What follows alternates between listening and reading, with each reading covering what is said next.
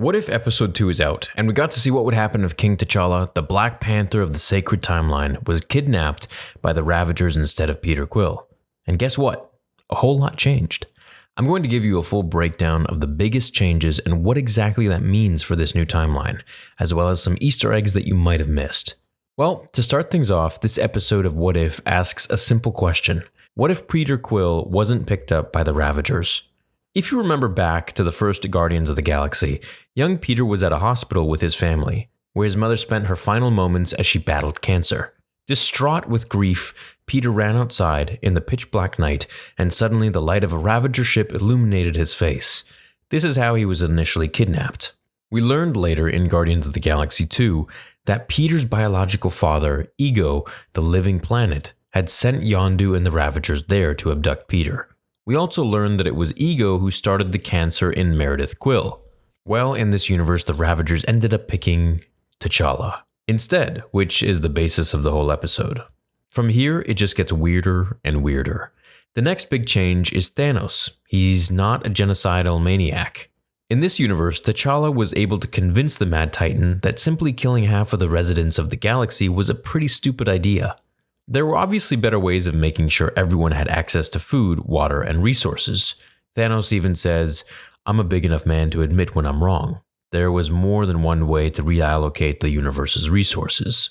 This means that the first 3 phases of the MCU, which pretty much only existed because Thanos was hunting for the Infinity Stones, were completely rewritten by last night's episode. We can only guess that what was completely wiped out of existence by T'Challa's ability to change Thanos' mind, but off the top of my head, I'd wager that the Battle of New York and the Chitauri invasion didn't happen.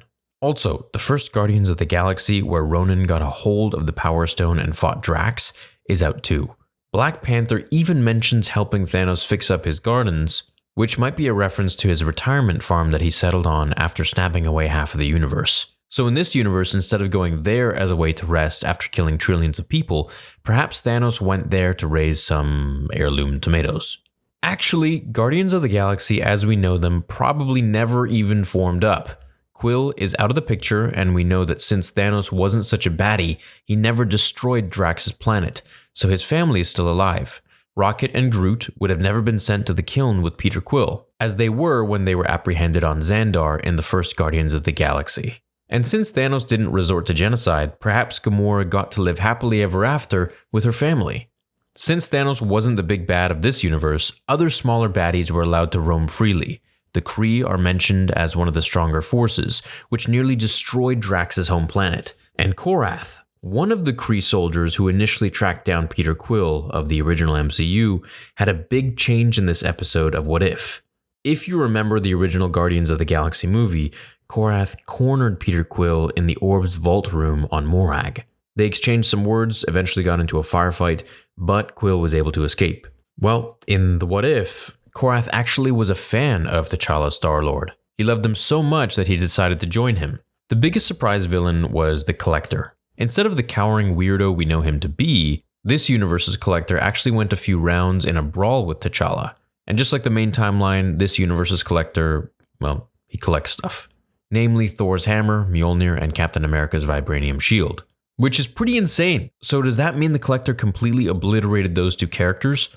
I mean, my mind first imagined that Collector killed both Thor and Steve Rogers, and I guess stealing those items in a sneaky, dastardly way would also make sense, or perhaps the Collector simply beat up Thor and Cap and just took their stuff. But in this universe, more than the sacred timeline, the Collector doesn't seem like the merciful type. Perhaps he was gifted them as well, but I don't think so. There are even a few more weapons from the Thor movies like Hela's daggers and Malekith the Dark Elf's blade, which makes me wonder if the Collector staged an entire invasion of the 9 realms, much like Thanos did when he systematically went planet by planet, wiping out half of their population in the sacred timeline. There are a few other fun items in this collection, namely Korg's hand, which means that our favorite Rocky superhero, other than Ben Grimm, of course, might be dead.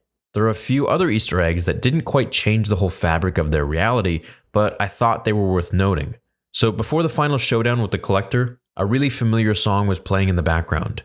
When Nebula was watching her plan, they used the same song that was used in Ant-Man whenever Louis narrated montages. We also get to see Howard the Duck again, who teamed up with T'Challa, who makes his 4th MCU appearance. You'll remember that he seemed to be the one of the beings in the Collector's collections in the first Guardians of the Galaxy, and later in Guardians of the Galaxy 2, we saw him partying in a club. His most recent appearance was in the portals of Avengers Endgame. If you look hard enough, you can actually see him over the shoulder of Wasp, amongst the Ravagers. And one of the last things that we see is the Collector's fate, after losing to T'Challa and the Ravagers. Just like his brother, the Grand Master of Sakaar, Collector is left as a deposed leader and is confronted by all of the people who have ruled over.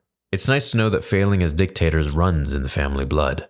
Let me know what you liked the most about this episode of What If, and I'll see you all in the next one. Until then, remember, with great power comes great responsibility.